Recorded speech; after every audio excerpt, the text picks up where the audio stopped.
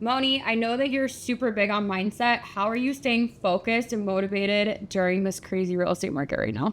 I'm not necessarily sure if I know exactly how I'm staying motivated. I think that I just have some daily habits. I think that's the thing. So I think we're trying to rely on motivation is probably like a flawed premise because motivation is very like fickle. But I think that any person who is feeling like, especially like they're not moving themselves forward in a meaningful way every day, probably just needs to take a step back and create a routine, especially in the morning that kind of gets them up and running.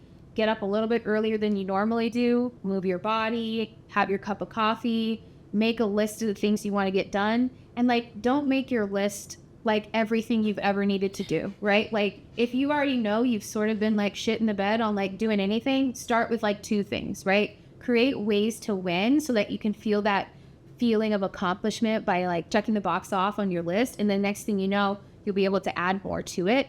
I feel like those little strategies are easy ways for you to create a little momentum, which then can feel motivational. And that's really all you need to kind of get yourself up and moving.